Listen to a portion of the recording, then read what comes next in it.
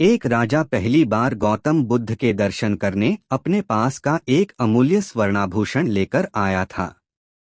गौतम बुद्ध उस अमूल्य भेंट को स्वीकार करेंगे, इस बारे में उसे शंका थी। सो अपने दूसरे हाथ में वह एक सुंदर गुलाब का फूल भी ले आया था।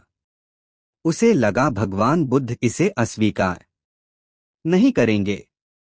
गौतम बुद्ध से मिलने पर जैसे ही उसने अपने हाथ में रखा रत्नजड़ित आभूषण आगे बढ़ाया तो मुस्कुराकर बुद्ध ने कहा, इसे नीचे फेंक दो। राजा को बुरा लगा। फिर भी उसने वह आभूषण फेंककर दूसरे हाथ में पकड़ा हुआ गुलाब का फूल बुद्ध को अर्पण किया, यह सोचकर कि गुलाब में कुछ आध्यात्मिकता, कुछ प्राकृतिक सौंदर्य भी शामिल है। बुद्ध इसे अस्वीकार नहीं करेंगे। लेकिन फूल देने के लिए राजा ने जैसे ही अपने हाथ आगे बढ़ाए, बुद्ध ने फिर कहा, इसे नीचे गिरा दो। राजा परेशान हुआ। वह बुद्ध को कुछ देना चाहता था, पर अब उसके पास देने के लिए कुछ भी बचा नहीं था। तभी उसे स्वयं का ख्याल आया। उसने सोचा, वस्तुएं भेंट करने से बेहतर है कि मैं अपने आप को ही भेंट कर दूं। ख्याल आते ही उसने अपने आप को बुद्ध को भेंट करना चाहा। बुद्ध ने फिर कहा, नीचे गिरा दो। गौतम के जो शिष्य वहां मौजूद थे, वे राजा की स्थिति देखकर हंसने लगे। तभी राजा को बोध हुआ, मैं अपने आप को समर्पित करता हूं, कहना कितना अहंकारपूर्ण है। मैं अपने को समर्पित करता हूं, यह कहने में समर्पण नहीं हो सकता, क्योंकि मैं तो बना हुआ है। वह समर्पण कहाँ हुआ? इस बोध के साथ राजा स्वयं बुद्ध के पैरों पर गिर पड़ा। मगध राज्य का राजकुमार श्रोण बेहद उद्दंड था। उसको दूसरों के अपमान में आनंद की अनुभूति होती थी। दूसरों को अपमानित करने में वह उम्र का ख्याल भी नहीं करता था। जब माता पिता उसकी हरकतों से बहुत परेशान हो गए तो उन्होंने अपने महल में भगवान बुद्ध को आमंत्रित किया। बुद्ध जब महल में आए तो उन्होंने राजकुमार के विषय में सभी बातें सुनी। उन्होंने राजा से राजकुमार को प्रवचन में लाने के लिए कहा। श्रोण अपने पिता के साथ आया और प्रवचन की समाप्ति पर वह बुद्ध के चरणों में लौट गया। बुद्ध के वचनों से प्रभावित होकर वह बौद्ध धर्म में दीक्षित हो गया। उसका जीवन पूर्णतः बदल गया। कुछ समय बाद उसने प्रायश्चित करने के लिए अन्न जल का त्याग कर दिया। उसके इस कठोर प्रण के विषय में जब भगवान बुद्ध को ज्ञात हुआ तो वे उसे देखने आए। उन्होंने स्नेहपूर्वक उसके मस्तक पर हाथ रखा और बोले, श्रोण, अन्न जल के त्याग के चलते तुम्हारा स्वास्थ्य गिरता जा रहा है। तुम संगीत के जानकार हो, उससे जुड़े मेरे एक प्रश्न का उत्तर दो, क्या वीणा के तार ढीले करने पर उससे स्वरलहरी फूटती है? श्रोण ने जवाब दिया, नहीं भगवानु। बुद्ध ने पुनः प्रश्न किया, तब तो तारों को खूब कसना पड़ता होगा। श्रोण बोला, नहीं, अधिक कसने से तार टूट सकते हैं। तब तथागत बोले, वीणा से मधुर संगीत निकालने के लिए उसके तारों को न तो अधिक ढीला रखना चाहिए और न ही अधिक कसना चाहिए। इसी प्रकार हमारा जीवन भी एक वीणा की तरह ही है, जिसे भली भांति चलाने के लिए सभी वस्तुओं का पूर्ण त्याग उचित नहीं है। श्रोण ने कठोर प्रतिज्ञा से मुक्ति ले ली और सहज जीवन जीने लगा। यह कथा जीवन को नैसर्गिक तरीके से जीने पर बल देती है, जिसमें उचित आवश्यकताओं की पूर्ति और अतिरिक्त इच्छाओं पर नियंत्रण का संदेश शामिल है। यदि जीवन को आवश्यकता, पूर्ति और संयम के संयम से संचालित किया जाए तो परम शांति प्रदायक होता है। गौतम बुद्ध को उनके अनुयायी यदि स्नेह से कहीं बुलाते तो वे अवश्य जाते। फिर जब बुद्ध पहुंचते तो श्रोताओं की भारी भीड़ उमड़ पड़ती। बुद्ध के वचनों में जो अमृतत्व होता था, उसका पान करना सभी को प्रीतिकर लगता था।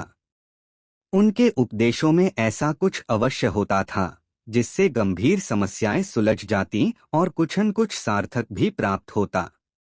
एक गरीब किसान गौतम बुद्ध का बहुत बड़ा भक्त था।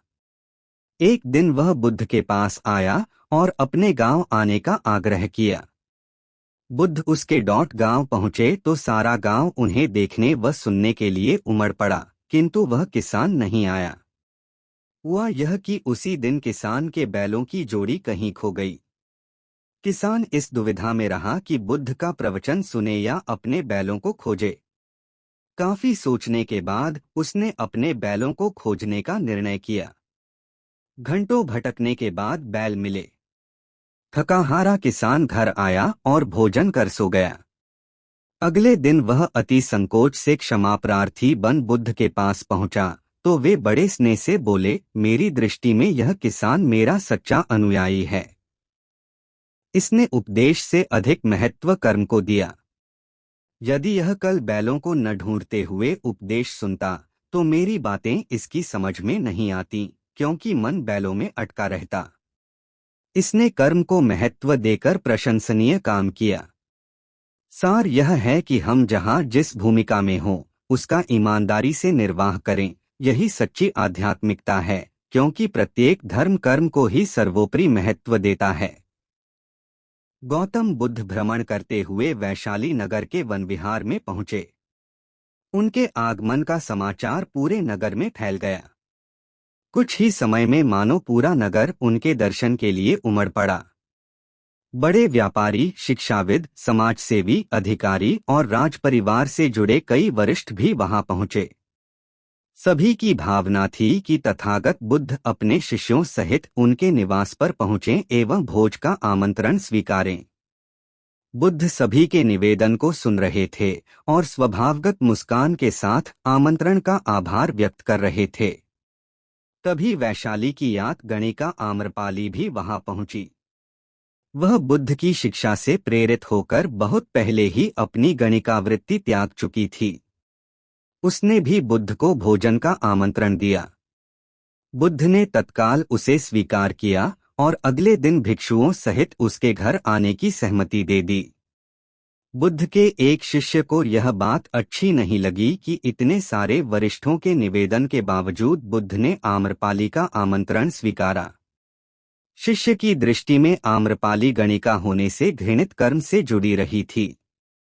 जब सभी लोग चले गए तब शिष्य ने पूछा, भगवान, इतने लोगों ने आपको न्योता दिया, फिर आपने आम्रपाली का ही आमंत्रण क्यों स्वीकारा?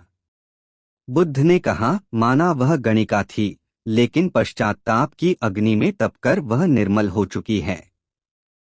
यदि कोई व्यक्ति इस निर्मलता को प्राप्त कर ले तो वह उनसे भी श्रेष्ठ हो जाता है, जो ऐसे किसी घृणित कर्म में लीन न रहे हों। ऐसे व्यक्ति का आमंत्रण स्वीकारने में संकोच नहीं होना चाहिए। कोई व्यक्ति जब तक बुरे कामों में संलग्न रहता है तब तक उससे दूरी रहे तो ठीक है, लेकिन जो बुरे कामों को छोड़ दे उसे स्वीकार करने में संकोच नहीं करना चाहिए। इससे उसकी अच्छाई की ओर बढ़ने की भावना को बल मिलता है।